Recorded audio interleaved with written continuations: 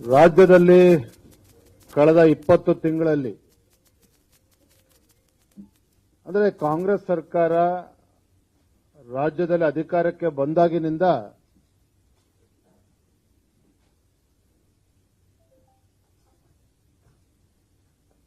ಬೆಲೆ ಏರಿಕೆ ಅಂತಕ್ಕಂಥದ್ದು ನಿರಂತರವಾಗಿ ನಡೀತಾ ಇದೆ. ಪೆಟ್ರೋಲ್ ಇರ್ಬೋದು, ಪೆಟ್ರೋಲ್ ಡೀಸೆಲ್ ಇರ್ಬೋದು, ಸ್ಟಾಂಪ್ ಡ್ಯೂಟಿ ಇರ್ಬೋದು, ಹಾಲಿನ ದರ ಇರ್ಬೋದು, ಮೆಟ್ರೋ ದರ, ಅಂದ್ರೆ ಸಾಮಾನ್ಯ ಜನರಿಗೆ ಬರೆ ಎಳೀತಕ್ಕಂಥ ಕೆಲಸವನ್ನ ಸಿದ್ದರಾಮಯ್ಯ ನೇತೃತ್ವದ ಕಾಂಗ್ರೆಸ್ ಸರ್ಕಾರ ಮಾಡ್ಕೊಂಡು ಬರ್ತಾ ಇದೆ. ಇದರ ಪರಿಣಾಮ ಏನಪ್ಪಾ ಅಂತ ಹೇಳಿದ್ರೆ, ಬಹುಶಃ ಭಾರತ ದೇಶದಲ್ಲೇ ಅತ್ಯಂತ ದುಬಾರಿಯಾದ ಜೀವನವನ್ನ ಈ ನಾಡಿನ ಜನ ನಡೆಸುವಂತಹ ದುಸ್ಥಿತಿಗೆ ಇವತ್ತು ಈ ಕಾಂಗ್ರೆಸ್ ಸರ್ಕಾರ ನಿರ್ಮಾಣ ಮಾಡಿದೆ. ಇಡೀ ದೇಶದಲ್ಲಿ ಅತ್ಯಂತ ದುಬಾರಿಯಾಗಿರ್ತಕ್ಕಂಥ ಜೀವನವನ್ನ ಬಹುಶಃ ನಾವು ಸೇವಿಸ್ತಕ್ಕಂಥ ಗಾಳಿಯನ್ನ ಒಂದು ಬಿಟ್ರೆ ಇನ್ನೆಲ್ಲದರ ಒಂದು ಬೆಲೆ ಏರಿಕೆಯನ್ನ ನಿರಂತರವಾಗಿ ಈ ರಾಜ್ಯ ಸರ್ಕಾರ, ಕಾಂಗ್ರೆಸ್ ಸರ್ಕಾರ ಮಾಡ್ಕೊಂಡು ಬರ್ತಾ ಇದೆ. ಸಾಮಾನ್ಯ ಜನರ, ಬಡವರ, ರೈತರ ಒಂದು ಸಂಕಷ್ಟವನ್ನ ಅರ್ಥ ಮಾಡ್ಕೊಳ್ತಾ ಇರ್ತಕ್ಕಂಥ ಈ ಕಾಂಗ್ರೆಸ್ ಸರ್ಕಾರ ಯಾವ ಮತದಾರರು ಕಾಂಗ್ರೆಸ್ ಪಕ್ಷಕ್ಕೆ ಆಶೀರ್ವಾದ ಮಾಡಿ ಅಧಿಕಾರಕ್ಕೆ ತಂದಿದ್ದಾರೆ, ಆ ಮತದಾರರಿಗೆ ವರದಾನ ಆಗೋ ಬದಲು ಒಂದು ರೀತಿ ಸರ್ಕಾರ ಶಾಪಗ್ರಸ್ತ ಆಗಿದೆ ಅನ್ನೋದನ್ನ ಈ ಸಂದರ್ಭದಲ್ಲಿ ನಾನು ಹೇಳೋದಕ್ಕೆ ಇಚ್ಛಪಡ್ತೇನೆ. ನೋಡಿ, ಬೆಲೆ ಏರಿಕೆ ಅಂತ ಹೇಳಿದ್ರೆ ಎಲ್ಲ ವಿಚಾರದಲ್ಲೂ ಈಗಾಗಲೇ ವಿದ್ಯುತ್ ದರ ಪ್ರತಿ ಯೂನಿಟ್ಗೆ ಏಪ್ರಿಲ್ 1ನೇ ತಾರೀಕಿಂದ ಪ್ರತಿ ಯೂನಿಟ್ಗೆ 36 ಪೈಸೆ ಈಗಾಗಲೇ ಜಾರಿ ಮಾಡಿದ್ದಾರೆ.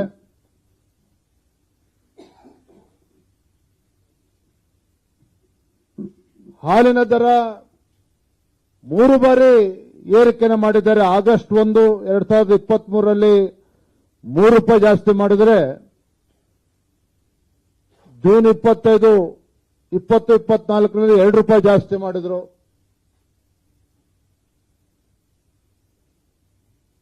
ಈಗ ಮತ್ತೆ 4 ರೂಪಾಯಿ ಜಾಸ್ತಿ ಮಾಡಿದ್ದಾರೆ.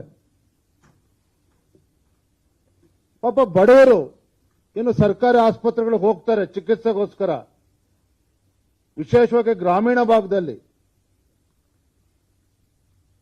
ಅಲ್ಲೂ ಕೂಡ ವೈದ್ಯಕೀಯ ವೆಚ್ಚ ಹೆಚ್ಚಾಗ್ತಾ ಇರ್ತಕ್ಕಂಥದ್ದು ಕೂಡ ತಾವೆಲ್ಲರೂ ಕೂಡ ಗಮನಿಸಬೇಕು. ಹೊರರೋಗಿ ನೋಂದಣಿಗೋಸ್ಕರ ಹಿಂದೆ 10 ರೂಪಾಯಿ ಇದ್ರೆ ಅದನ್ನು 20 ರೂಪಾಯಿ ಏರಿಸಿದ್ದಾರೆ. ಮರಣೋತ್ತರ ಪ್ರಮಾಣ ಪತ್ರ 250 ರೂಪಾಯಿ ಇದ್ರೆ 300 ರೂಪಾಯಿ ಜಾಸ್ತಿ ಮಾಡಿದ್ದಾರೆ. ವೈದ್ಯಕೀಯ ಪ್ರಮಾಣ ಪತ್ರ 250 ರೂಪಾಯಿ ಇದ್ರೆ ಅದನ್ನು 300 ರೂಪಾಯಿ ಜಾಸ್ತಿ ಮಾಡಿದ್ದಾರೆ. ವೈದ್ಯಕೀಯ ಮಂಡಳಿ ಪ್ರಮಾಣ ಪತ್ರ 350 ರೂಪಾಯಿ ಇದ್ದದನ್ನು 500 ರೂಪಾಯಿ ಜಾಸ್ತಿ ಮಾಡಿದ್ದಾರೆ. ದಾಖಲಾತಿ ಶುಲ್ಕ ಜಾಸ್ತಿ ಮಾಡಿದ್ದಾರೆ. ಲ್ಯಾಬ್ ಪರೀಕ್ಷೆ ಶುಲ್ಕ ಜಾಸ್ತಿ ಮಾಡಿದ್ದಾರೆ.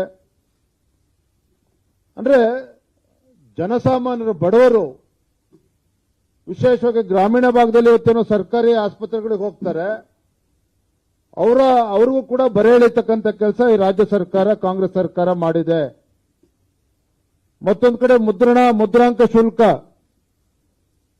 ದತ್ತು ಸ್ವೀಕಾರ ಪತ್ರ 500 ರೂಪಾಯಿ ಇದ್ರೆ ಈಗ 1000 ರೂಪಾಯಿ ಮಾಡಾಗಿದೆ. ಅಫಿಡವಿಟ್ಗಳು 20 ರೂಪಾಯಿ ಇದ್ರೆ ಅದನ್ನ 100 ರೂಪಾಯಿ ಜಾಸ್ತಿ 100 ರೂಪಾಯಿಗೆ ಏರಿಸಿದ್ದಾರೆ. ಕ್ಯಾನ್ಸಲೇಷನ್ ಡೀಡ್ 100 ರೂಪಾಯಿ ಇದ್ರೆ 500 ರೂಪಾಯಿಗೆ ಏರಿಸಿದ್ದಾರೆ.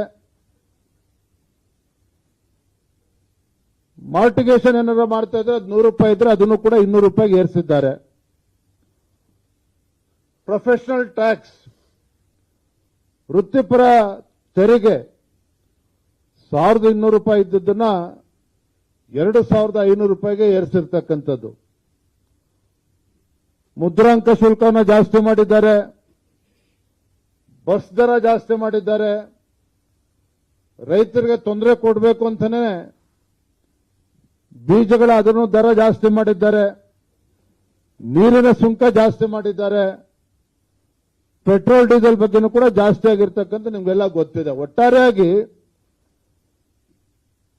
ಈ ರಾಜ್ಯ ಸರ್ಕಾರ ನಾಗಲೇ ಹೇಳಿದಾಗೆ ಜನಸಾಮಾನ್ಯರಿಗೆ ಅಥವಾ ಮತದಾರರಿಗೆ ಯಾವ ಮತದಾರರಿಗೆ ಆಶೀರ್ವಾದ ಮಾಡಿ ರಾಜ್ಯದಲ್ಲಿ ಆಡಳಿತ ನಡೆಸೋದಕ್ಕೆ ಅವಕಾಶ ಮಾಡಿಕೊಟ್ಟಿದ್ದಾರೆ, ಆ ಮತದಾರರಿಗೆ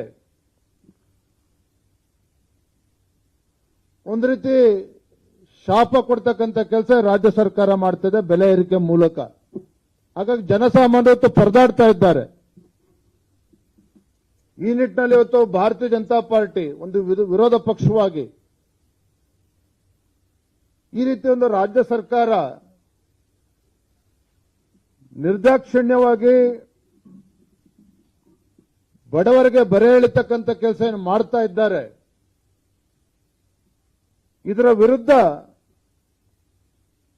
ನಾವು ಹೋರಾಟ ಮಾಡಬೇಕು, ಪ್ರತಿಭಟನೆ ಮಾಡಬೇಕು.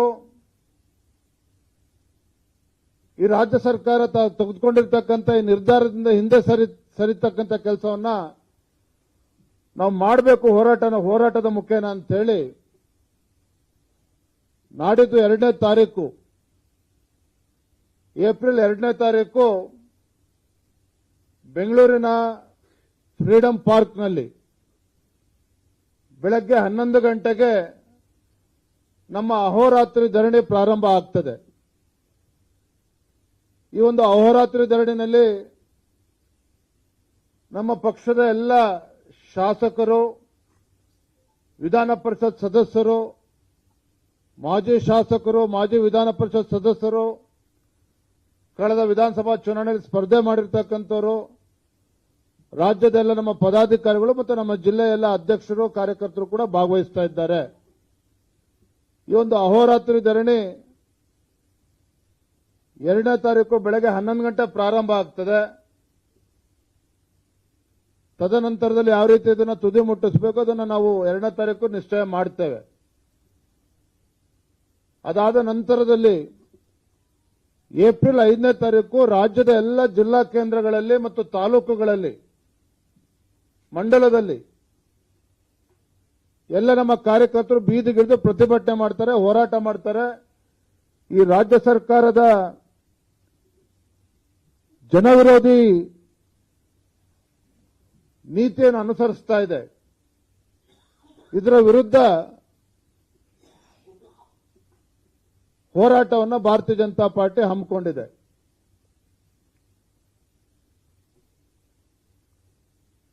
ಎರಡನೇ ವಿಚಾರ ಬಹಳ ಮಹತ್ವವಾಗಿರ್ತಕ್ಕಂಥದ್ದು, ಬಹಳ ಪ್ರಮುಖವಾಗಿರ್ತಕ್ಕಂಥದ್ದು. ಇತ್ತೀಚೆಗೆ ಮಾನ್ಯ ಮುಖ್ಯಮಂತ್ರಿಗಳು, ಹಣಕಾಸು ಸಚಿವರು ಬಜೆಟ್ ಅನ್ನು ಮಂಡನೆ ಮಾಡಿದ್ದಾರೆ. ಬಜೆಟ್ನಲ್ಲಿ ಯಾವ ರೀತಿ ಅಲ್ಪಸಂಖ್ಯಾತರಿಗೆ ಅಥವಾ ಮುಸಲ್ಮಾನರಿಗೆ ಓಲೈಕೆ ಮಾಡತಕ್ಕಂಥ ನಿಟ್ಟಿನಲ್ಲಿ ಹಿಂದೂಗಳಿಗೆ ಅಪಮಾನ ಮಾಡತಕ್ಕಂಥ ಕೆಲಸವನ್ನು ಕೂಡ ಮಾಡಿದ್ದಾರೆ. ಯಾಕೆ ಮಾತನ್ನ ಹೇಳ್ತಾ ಇದ್ದೇನೆ ಅಂತ ಹೇಳಿದ್ರೆ, ದೇಶದ ಯಾವುದೇ ರಾಜ್ಯದಲ್ಲಿ ವ್ಯವಸ್ಥೆ ಇಲ್ಲ. ಸರ್ಕಾರಿ ಕಾಮಗಾರಿಗಳಲ್ಲಿ 4% ರಿಸರ್ವೇಶನ್ ಅನ್ನು ಕೊಟ್ಟಿರ್ತಕ್ಕಂಥದ್ದು. ಇದು ಸಂಪೂರ್ಣವಾಗಿ ಕಾನೂನಿನ ವಿರುದ್ಧವಾಗಿರ್ತಕ್ಕಂಥದ್ದು.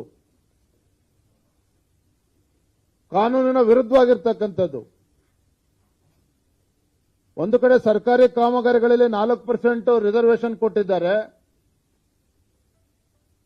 ಮುಸಲ್ಮಾನರಲ್ಲಿ ಏನು ವಿದ್ಯಾರ್ಥಿಗಳು ಹೊರದೇಶಕ್ಕೆ ಶಿಕ್ಷಣಕ್ಕೆ ಹೋಗ್ತಾರೆ, ಉನ್ನತ ಶಿಕ್ಷಣಕ್ಕೆ 20 ಲಕ್ಷ ಇದ್ದದನ್ನ 30 ಲಕ್ಷಕ್ಕೆ ಏರಿಸಿದ್ದಾರೆ. ಹಿಂದೂ ಮುಸಲ್ಮಾನ್ ಹೆಣ್ಮಕ್ಳಿಗೆ ಈಗಾಗಲೇ ಶಾದಿ ಬಗ್ಗೆ ಕೊಟ್ಟಿದ್ದಾರೆ. ಹಿಂದೆ ಅವ್ರಿಗೂ ಕೂಡ ಹಣಕಾಸಿನ ಒಂದು ಧನ ಸಹಾಯವನ್ನು ಕೊಡ್ತಾ ಇದ್ದಾರೆ. ಮತ್ತೆ ಮುಸಲ್ಮಾನರ ಹೆಣ್ಮಕ್ಳಿಗೆ ಸೆಲ್ಫ್ ಡಿಫೆನ್ಸ್, ಆತ್ಮ ಸಂರಕ್ಷಣೆಗೆ, ಆತ್ಮರಕ್ಷಣೆಗೆ, ಅದಕ್ಕೂ ಕೂಡ ನೂರಾರು ಕೋಟಿ ರೂಪಾಯಿ ರಾಜ್ಯ ಸರ್ಕಾರ ವೆಚ್ಚ ಮಾಡ್ತಾ ಇದೆ. ಇಮಾಮ್ಗಳಿಗೂ ಕೂಡ ಸಂಬಳವನ್ನು ಜಾಸ್ತಿ ಮಾಡ್ತಾ ಇದ್ದಾರೆ, ಮಾಡಿದ್ದಾರೆ. ಆದರೆ ನಮ್ಮ ಇಲ್ಲಿ ಪ್ರಶ್ನೆ, ಭಾರತೀಯ ಜನತಾ ಪಾರ್ಟಿ ಮುಸಲ್ಮಾನರ ಅಥವಾ ಅಲ್ಪಸಂಖ್ಯಾತ ವಿರೋಧಿಗಳಲ್ಲ. ಆದರೆ ವೈ ಓನ್ಲಿ ಮುಸ್ಲಿಮ್ಸ್? ಯಾಕೆ ಕೇವಲ ಮುಸಲ್ಮಾನರಿಗೆ ಈ ರೀತಿಯ ಅನುಕೂಲವನ್ನು ಮಾಡಿಕೊಡ್ತಾ ಇದ್ದೀರಿ? ಏನು ನಮ್ಮ ಪ್ರಧಾನಮಂತ್ರಿ ನರೇಂದ್ರ ಮೋದಿಜಿಯವರು ಅವ್ರು ಕೊಟ್ಟಿರ್ತಕ್ಕಂಥ ಅನೇಕ ಕಾರ್ಯಕ್ರಮಗಳು, ಇವತ್ತು ಜನ್ಧನ್ ಅಕೌಂಟ್ ಅನ್ನು ಓಪನ್ ಮಾಡಿಸಿದ್ರು. ಕಾರಣ ಏನು? ಕೇಂದ್ರ ಸರ್ಕಾರದ ಯೋಜನೆಗಳು ನೇರವಾಗಿ ಈ ದೇಶದ ಪ್ರತಿಯೊಬ್ಬ ಜನಸಾಮಾನ್ಯರಿಗೂ ಕೂಡ ತಲುಪಬೇಕು, irrespective of cost, irrespective of religion. ಕೇಂದ್ರ ಸರ್ಕಾರದ ಎಲ್ಲ ಯೋಜನೆಗಳು ಕೂಡ ಪ್ರತಿಯೊಬ್ಬರಿಗೂ ಕೂಡ ತಲುಪಬೇಕು ಅನ್ನುವ ಉದ್ದೇಶ. ಹಿಂದೆ ಯಡಿಯೂರಪ್ಪನವರು ಭಾಗ್ಯಲಕ್ಷ್ಮಿ ಯೋಜನೆ ಕೊಟ್ಟಿದ್ರು. ಕೇವಲ ಹಿಂದೂಗಳಿಗೆ ಮಾತ್ರ ಕೊಡಲಿಲ್ಲ, ಎಲ್ರಿಗೂ, ಹಿಂದೂಗಳಿಗೆ, ಮುಸಲ್ಮಾನರಿಗೆ ಎಲ್ಲರೂ ಕೂಡ ಕೊಟ್ಟಿದ್ದಾರೆ. ಆದರೆ ಇವತ್ತು ಸಿದ್ದರಾಮಯ್ಯ ಸರ್ಕಾರ, ಕಾಂಗ್ರೆಸ್ ಸರ್ಕಾರ ಬಹುಶಃ ಮುಸಲ್ಮಾನರಿಗೆ ಒಂದು ಪ್ರತ್ಯೇಕ ಬಜೆಟ್ ಅನ್ನ ಮಂಡನೆ ಮಾಡಿಲ್ಲ ಅನ್ನೋದೊಂದು ಬಿಟ್ರೆ, ಅವರ ಖುಷಿಪಡಿಸ್ತಕ್ಕಂಥ ನಿಟ್ಟಿನಲ್ಲಿ, ಅಲ್ಪಸಂಖ್ಯಾತರ ಓಲೈಕೆ ಮಾಡ್ತಕ್ಕಂಥ ನಿಟ್ಟಿನಲ್ಲಿ ಹಿಂದೂಗಳಿಗೆ ಅನ್ಯಾಯ ಮಾಡ್ತಾ ಇರ್ತಕ್ಕಂಥದ್ದು, ಇದನ್ನ ಭಾರತೀಯ ಜನತಾ ಪಾರ್ಟಿ ನಾವು ಖಂಡಿಸ್ತೇವೆ.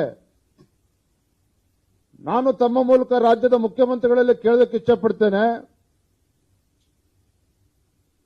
ಯಾವ ಕುರುಬ ಸಮಾಜದ ಹಿನ್ನೆಲೆಯಿಂದ ಬಂದಿರತಕ್ಕಂಥ ಸಿದ್ದರಾಮಯ್ಯನವರು ಇವತ್ತು ಹಾಲು ಮತಸ್ಥ ಸಮುದಾಯವನ್ನು ಕೂಡ ಮರೆತಿದ್ದಾರೆ. ಕಾಯಕ ಸಮುದಾಯಗಳನ್ನು ಸಂಪೂರ್ಣವಾಗಿ ನಿರ್ಲಕ್ಷ್ಯ ಮಾಡಿದ್ದಾರೆ. ನೇಕಾರ ಸಮಾಜ ಇರ್ಬೋದು, ಕುಂಬಾರ ಸಮಾಜ ಇರ್ಬೋದು, ಹಡಪದ ಅಪ್ಪಣ್ಣ ಸಮಾಜ ಇರ್ಬೋದು, ಸವಿತಾ ಸಮಾಜ ಇರ್ಬೋದು, ಈಡಿಗರು, ತಿಗಳರು, ಗಾಣಿಗ ಸಮಾಜ,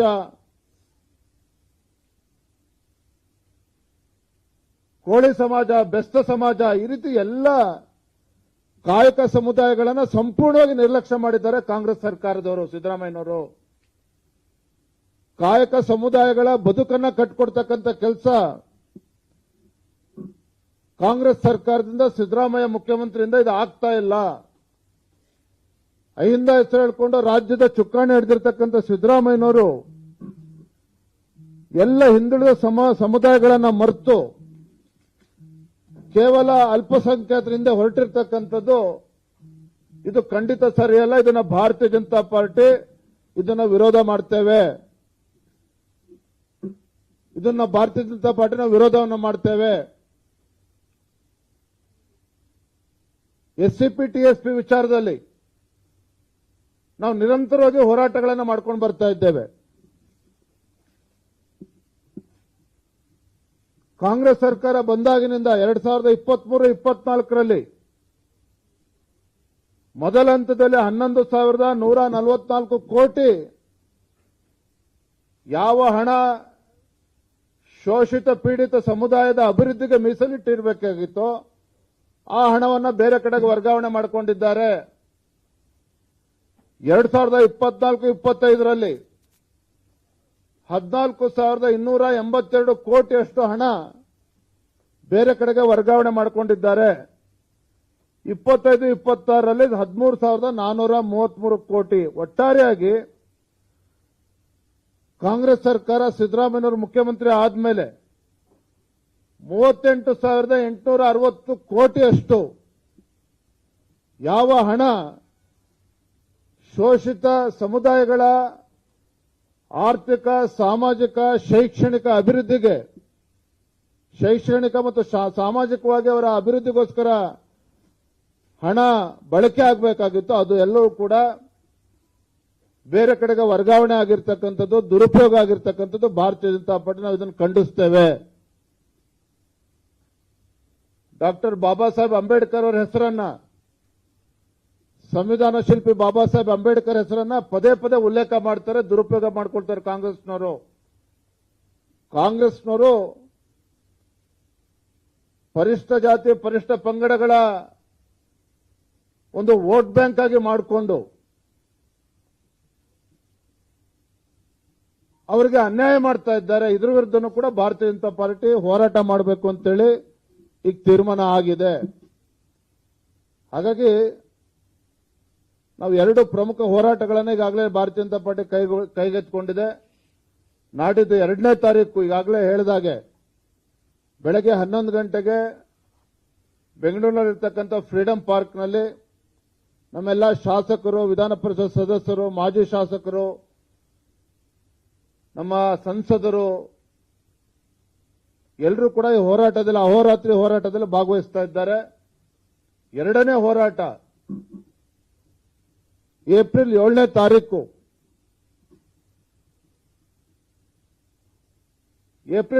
ತಾರೀಕು ನಾವು ಹೋರಾಟಕ್ಕೆ ನಾವು ಕರೆಯನ್ನು ಕೊಟ್ಟಿದ್ದೇವೆ.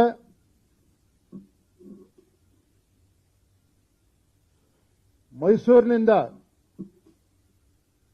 ಮಧ್ಯಾಹ್ನ 3 ಗಂಟೆಗೆ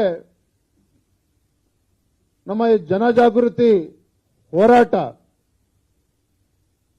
7ನೇ ತಾರೀಕು ಮೈಸೂರಿನಿಂದ ಪ್ರಾರಂಭ ಆಗ್ತದೆ. ಮಧ್ಯಾಹ್ನ 3 ಗಂಟೆಗೆ ನಮ್ಮ ಕೇಂದ್ರದ ಸಚಿವರು, ಹಿರಿಯರಾಗಿರ್ತಕ್ಕಂಥ ಮಾನ್ಯ ಪ್ರಹ್ಲಾದ್ ಜೋಶಿಜಿ ಅವರು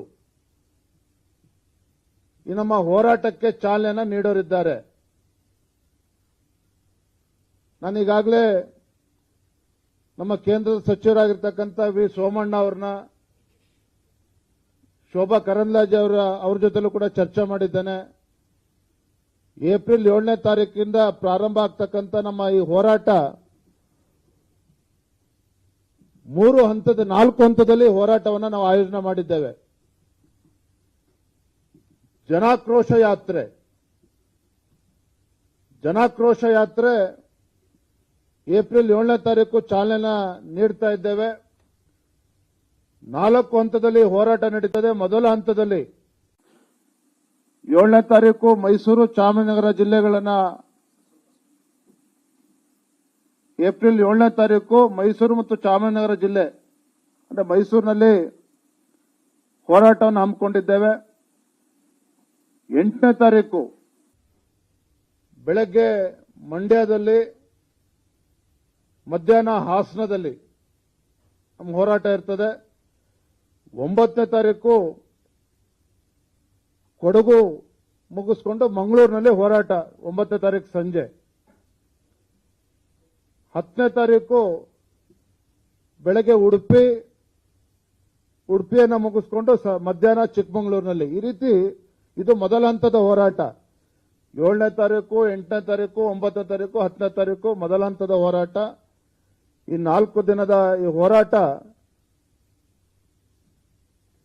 8 ಜಿಲ್ಲೆಗಳನ್ನ ನಾವು ಪ್ರವಾಸ ಮಾಡ್ತಾ ಇದ್ದೇವೆ. 2ನೇ ಹಂತದ ಹೋರಾಟ 13ನೇ ತಾರೀಕು ಪ್ರಾರಂಭ ಆಗ್ತದೆ. 10ನೇ ತಾರೀಕು ಉಡುಪಿ ಮತ್ತು ಚಿಕ್ಕಮಗಳೂರು. 7ನೇ ತಾರೀಕು ಪ್ರಾರಂಭ ಆಗ್ತಕ್ಕಂಥ ನಮ್ಮ ಮೊದಲ ಹಂತದ ಹೋರಾಟ 10ನೇ ತಾರೀಕು, 7ನೇ ತಾರೀಕಿಂದ 10ನೇ ತಾರೀಕು ತನಕ ಇರ್ತದೆ.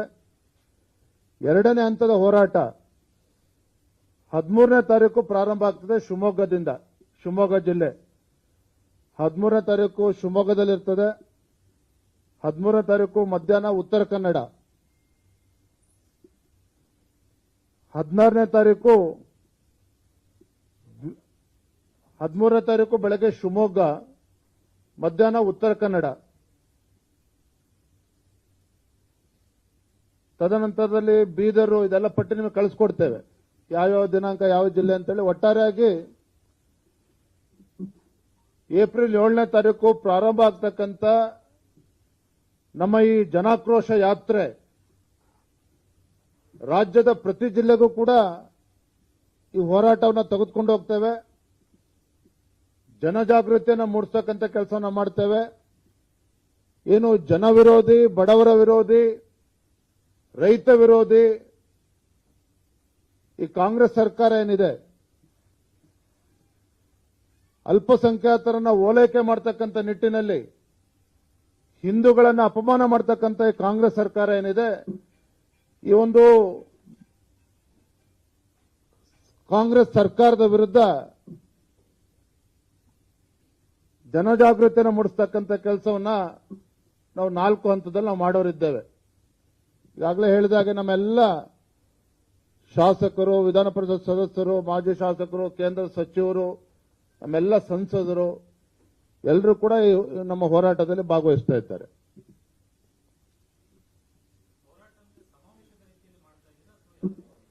ಹೋರಾಟದ ಸ್ವರೂಪ ಹೇಗಿರ್ತದೆ ಅಂತ ಹೇಳಿದ್ರೆ, ಪ್ರತಿ ಜಿಲ್ಲೆಯಲ್ಲೂ ಕೂಡ 2 ರಿಂದ 3 ಕಿಲೋಮೀಟರ್ ಅಷ್ಟು ಪಾದಯಾತ್ರೆ ಇರ್ತದೆ ನಗರದಲ್ಲೇ.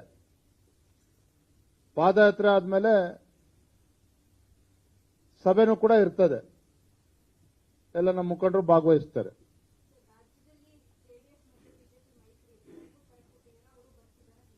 ಇಲ್ಲ, ಈ ಹೋರಾಟವನ್ನ ಭಾರತೀಯ ಜನತಾ ಪಾರ್ಟಿ ಕೈಗೆತ್ತಿಕೊಂಡಿದೆ. ತಾವು ಕೂಡ ಗಮನಿಸಿದ್ರಿ, ಇತ್ತೀಚೆಗೆ ಜೆಡಿಎಸ್ ಪಕ್ಷವು ಕೂಡ ಬೆಂಗಳೂರು, ಗ್ರೇಟರ್ ಬೆಂಗಳೂರು ಬಗ್ಗೆ ಅವರು ಹೋರಾಟವನ್ನು ಮಾಡಿದ್ದಾರೆ. ಅವರು ಕೂಡ ಈ ಹೋರಾಟ ಭಾರತೀಯ ಜನತಾ ಪಾರ್ಟಿ ಕೈಗೆತ್ತಿಕೊಂಡಿದೆ.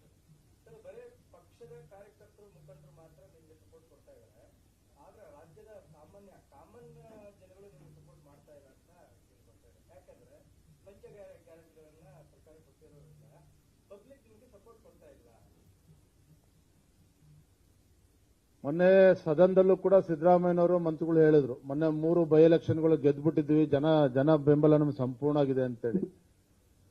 ವಾಸ್ತವಿಕ ಪರಿಸ್ಥಿತಿನೇ ಬೇರೆ. ನಾನು ಇವತ್ತು ತಮ್ಮ ಮೂಲಕ ಮಾನ್ಯ ಮುಖ್ಯಮಂತ್ರಿ ನೆನಪು ಮಾಡಿಕೊಡ್ತೇನೆ. ಇದೇ ರೀತಿ ಹಿಂದೆ ಮುಖ್ಯಮಂತ್ರಿಗಳಿದ್ದಾಗಲೂ ಕೂಡ ಸಿದ್ದರಾಮಯ್ಯನವರು ಗುಂಡೂಲ್ಪೇಟೆ ಮತ್ತು ಚಾಮುಂಡೇಶ್ವರಿ ಉಪಚುನಾವಣೆಯನ್ನು ಕೂಡ ಗೆದ್ದಿದ್ರು. ಆದರೆ ಅದಾಗ 6 ತಿಂಗಳ ನಂತರದಲ್ಲಿ ಸಾರ್ವತ್ರಿಕ ಚುನಾವಣೆ ನಡೆದಾಗ ಯಾವ ರೀತಿ ಕಾಂಗ್ರೆಸ್ ಪಕ್ಷಕ್ಕೆ ಹಿನ್ನಡೆ ಆಯಿತು ಅನ್ನೋದನ್ನು ಕೂಡ ಮುಖ್ಯಮಂತ್ರಿ ನೆನಪು ಮಾಡಿಕೊಳ್ಬೇಕು. ಆದರೆ ಇವತ್ತು ಇವರೇನೇ ಗ್ಯಾರಂಟಿಗಳು ಕೊಟ್ಟರೂ ಸಹ ಅಭಿವೃದ್ಧಿ ಕೆಲಸ ಕಾರ್ಯಗಳು ಹೇಗೆ ನಿಂತಿದೆ, ಸ್ಥಗಿತ ಆಗಿದೆ ತಾವು ನೋಡ್ತಾ ಇದ್ದೀರಿ.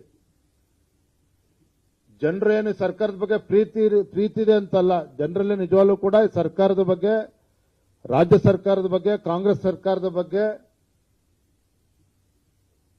ಆಕ್ರೋಶ ಭರಿತರಾಗಿದ್ದಾರೆ. ಯಾತಕ್ಕೋಸ್ಕರ ಸರ್ಕಾರವನ್ನು ಅಧಿಕಾರಕ್ಕೆ ತಂದಿದ್ದೇವೆ ಅಂತೇಳಿ ಇಡೀ ಶಾಪವನ್ನು ಹಾಕ್ತಾ ಇದ್ದಾರೆ. ಅದ್ರ ಬಗ್ಗೆ ಯಾವುದೇ ಅನುಮಾನ ಇಲ್ಲ. ಹಾಗಾಗಿ ಉಪಚುನಾವಣೆಗಳೊಂದೇ ಮಾನದಂಡ ಅಲ್ಲ. Ground reality is totally different. ಜನಸಾಮಾನ್ಯರು ಸರ್ಕಾರದ ಬಗ್ಗೆ ಆಸಕ್ತಿನೂ ಕಳ್ಕೊಂಡಿದ್ದಾರೆ, ವಿಶ್ವಾಸನೂ ಕೂಡ ಕಳ್ಕೊಂಡಿದ್ದಾರೆ.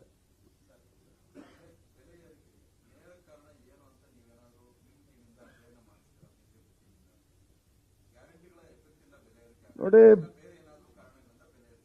ಗ್ಯಾರಂಟಿಗಳಿಗೆ ಹಣವನ್ನ ಕ್ರೋಢೀಕರಿಸೋದಕ್ಕೆ ಸಾಧ್ಯ ಆಗದೇನೆ ಈ ಎಲ್ಲ ಬೆಲೆ ಏರಿಕೆಗಳನ್ನ ರಾಜ್ಯ ಸರ್ಕಾರ ಮಾಡ್ತಾ ಇರ್ತಕ್ಕಂಥದ್ದು.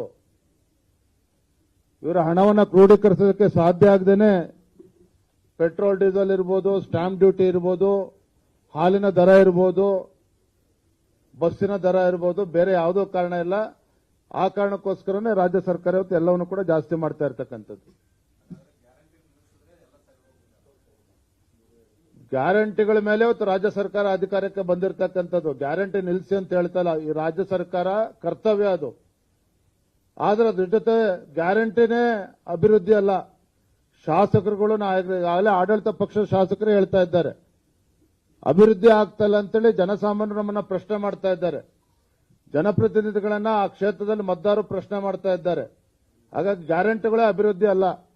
ರಾಜ್ಯದಲ್ಲಿ ಅಭಿವೃದ್ಧಿ ಕೆಲಸ ಆಗಬೇಕು. ಕಾಂಗ್ರೆಸ್ ಸರ್ಕಾರ ರಾಜ್ಯದಲ್ಲಿ ಅಧಿಕಾರಕ್ಕೆ ಬಂದಾಗಿನಿಂದ ಯಾವುದೇ ಒಂದು ಹೊಸ ಯೋಜನೆಗೆ ಚಾಲನೆ ನೀಡಿಲ್ಲ. ಯಾವುದೇ ಒಂದು ಅಭಿವೃದ್ಧಿ ಕೆಲಸ ಕಾರ್ಯಗಳ ಗುದ್ಲಿ ಪೂಜೆ ಕೂಡ ಆಗಿಲ್ಲ. ಇದು ಸತ್ಯ. ಏನಂದ್ರೆ ನೋಡಿ, ನೀವು ಕಳೆದ ಬಜೆಟ್ ಅನುಷ್ಠಾನವನ್ನು ನೀವು ಅವಲೋಕನ ಮಾಡಿದ್ರೆ ಶೇಕಡ 60% ಅಷ್ಟೇ ಫಂಡ್ಸ್ ಯುಟಿಲೈಸೇಷನ್ ಆಗಿರ್ತಕ್ಕಂಥದ್ದು. ಇನ್ನು 40% ಯುಟಿಲೈಸೇಷನ್ ಆಗಿಲ್ಲ ಕಳೆದ ಆರ್ಥಿಕ ವರ್ಷದಲ್ಲೂ ಕೂಡ. ಹಣ ಎಲ್ಲಿ ಬರ್ತದೆ, ಏನಾಗ್ತದೆ, ಇದನ್ನು ಮುಖ್ಯಮಂತ್ರಿಗಳು ಉತ್ತರ ಕೊಡಬೇಕು. ನಾನು ತಮ್ಮ ಮೂಲಕ ರಾಜ್ಯದ ಮುಖ್ಯಮಂತ್ರಿ ಕೇಳಕ್ಕೆ ಇಚ್ಛಪಡ್ತೇನೆ, ಆಡಳಿತ ಪಕ್ಷದ ಶಾಸಕರು ಕೂಡ ನಾನು ಪ್ರಶ್ನೆ ಕೇಳಕ್ಕೆ ಇಚ್ಛಪಡ್ತೇನೆ. ಎಲ್ಲಾದ್ರೂ ಒಂದು ಕಡೆ ಹೊಸ ಕಾಮಗಾರಿಗೆ ಚಾಲನೆ ನೀಡಿದ್ದಾರಾ? ಹೊಸ ಯಾವ್ದಾರ ಒಂದು ಕಾರ್ಯಕ್ರಮ ಘೋಷಣೆ ಆಗಿದೆಯಾ? ಅಭಿವೃದ್ಧಿ ಕೆಲಸಕ್ಕೆ ಚಾಲನೆ ನೀಡಿದ್ದಾರಾ? ಎಲ್ಲೂ ಕೂಡ ಆ ರೀತಿ ನಡೀತಾ ಇಲ್ಲ. ಹಾಗಾಗಿ ಸರ್ಕಾರ ಬಂದಾಗಿಂದ ಕಳೆದ 20 ತಿಂಗಳಿಂದ ಯಾವುದೇ ಒಂದು ಅಭಿವೃದ್ಧಿ ಕೆಲಸಕ್ಕೆ ಚಾಲನೆ ಕೊಟ್ಟಿಲ್ಲ.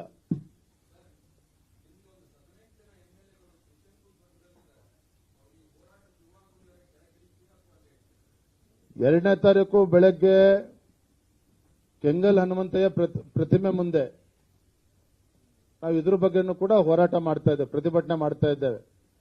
ನಮ್ಮೆಲ್ಲ ಶಾಸಕರು, ವಿಧಾನ ಪರಿಷತ್ ಸದಸ್ಯರು 2ನೇ ತಾರೀಕು ಬೆಳಗ್ಗೆ 10 ಗಂಟೆಗೆ ವಿಧಾನಸೌಧ ಮುಂದೆ ಇರತಕ್ಕಂಥ ಕೆಂಗಲ್ ಹನುಮಂತಯ್ಯ ಪ್ರತಿಮೆ ಮುಂದೆ ಪ್ರತಿಭಟನೆ ಮಾಡಿ, ಏನು ಮಾನ್ಯ ಸ್ಪೀಕರ್ ಅವರು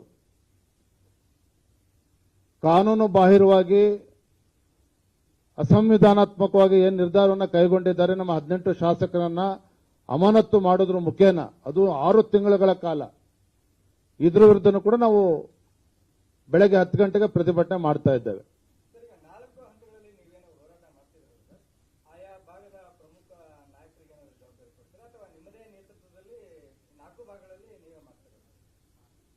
ರಾಜ್ಯದ ಅಧ್ಯಕ್ಷರು, ವಿರೋಧ ಪಕ್ಷದ ನಾಯಕರುಗಳು ಅಂದ್ರೆ ವಿಜಯೇಂದ್ರ ಅವರು, ಆರ್ ಅಶೋಕ್ ಅವರು, ಚಲವಾದಿ ನಾರಾಯಣ ಸ್ವಾಮಿ ಅವರು ಎಲ್ಲರ ನೇತೃತ್ವದಲ್ಲಿ ಆಗ್ತದೆ.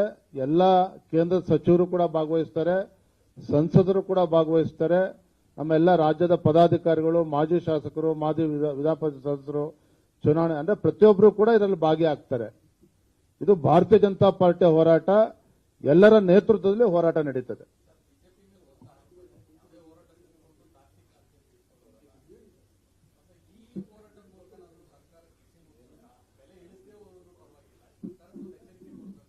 ಹಿಂದೆ ಸಚಿವರು ನಾಗೇಂದ್ರ ಅವರು ಯಾತಕ್ಕೋಸ್ಕರ ರಾಜೀನಾಮೆ ಕೊಟ್ಟರು, ವಾಲ್ಮೀಕಿ ಅಭಿವೃದ್ಧಿ ನಿಗಮದಲ್ಲಿ ಹಗರಣ ಆದಾಗ ಭಾರತೀಯ ಜನತಾ ಪಾರ್ಟಿ ನಿರಂತರವಾಗಿ ಹೋರಾಟ ಮಾಡಿ ರಾಜ್ಯಾದ್ಯಂತ ಇದರ ಪರಿಣಾಮವಾಗಿ ನಾಗೇಂದ್ರ ಅವರು ಸಚಿವ ಸ್ಥಾನಕ್ಕೆ ರಾಜೀನಾಮೆ ಕೊಡಬೇಕಾಯಿತು, ಕೊಟ್ಟಿದ್ದಾರೆ. ಎರಡನೇದು, ಬೆಂಗಳೂರಿನಿಂದ ಮೈಸೂರಿಗೆ ನಾವು ಪಾದಯಾತ್ರೆ ಮಾಡಿದ್ವಿ, ಮೂಡ ಹಗರಣವನ್ನ, ಬೇರೆ ಬೇರೆ ಪ್ರಕರಣಗಳನ್ನ ತೆಗೆದುಕೊಂಡು.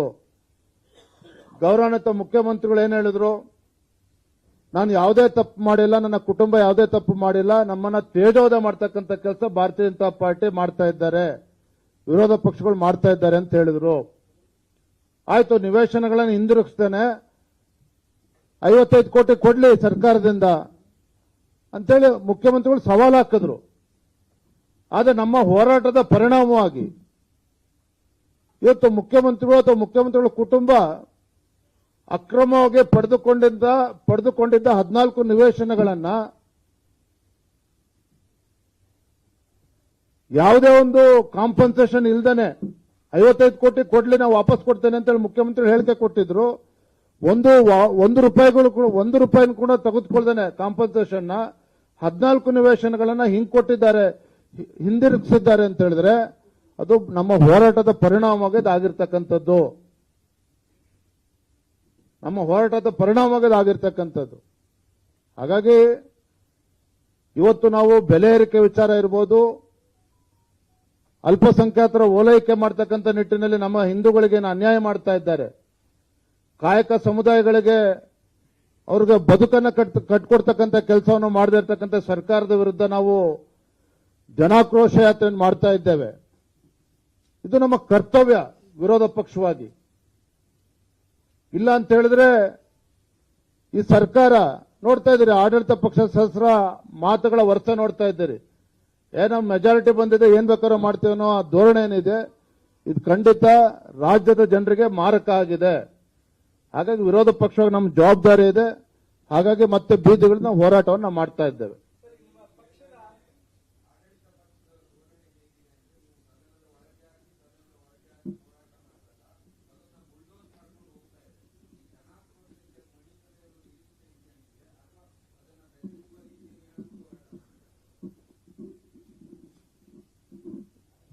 ಹೋರಾಟ ಮಾಡ್ತಕ್ಕಂಥದ್ದು ನಮ್ಮ ಕರ್ತವ್ಯ, ನಮ್ಮ ಜವಾಬ್ದಾರಿ.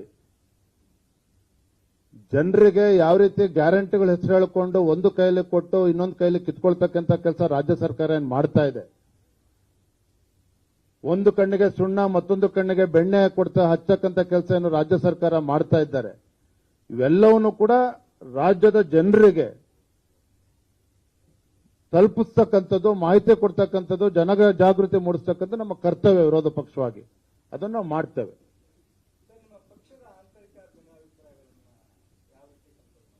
ಎಲ್ಲವೂ ಕಂಟ್ರೋಲ್ ಆಗಿದೆ.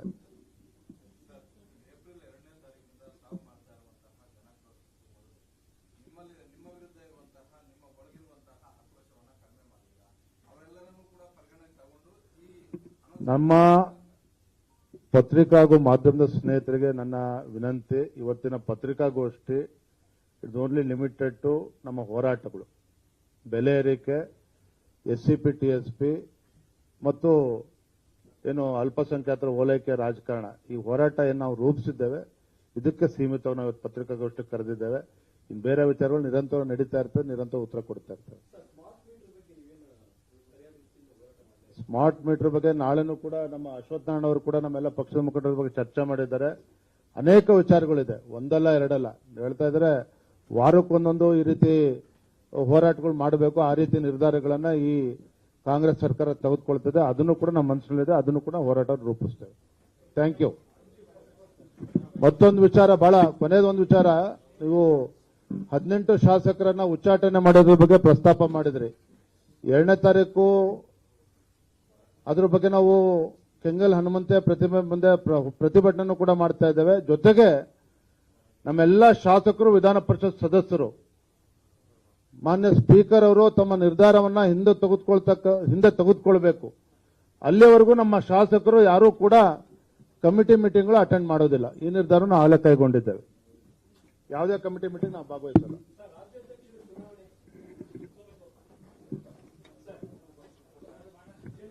ಮುಂದುವರಿತಾ ಸಂತೋಷ ಇರುತ್ತಲ್ಲ ನಿಮ್ಗೆ?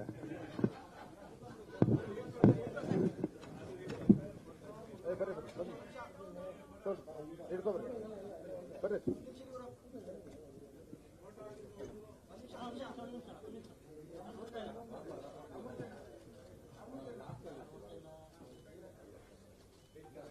S sir, thank you.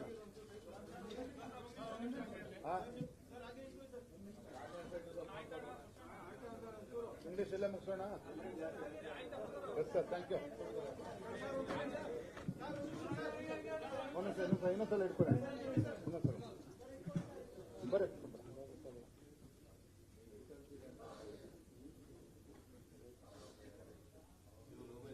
S sir, thank you.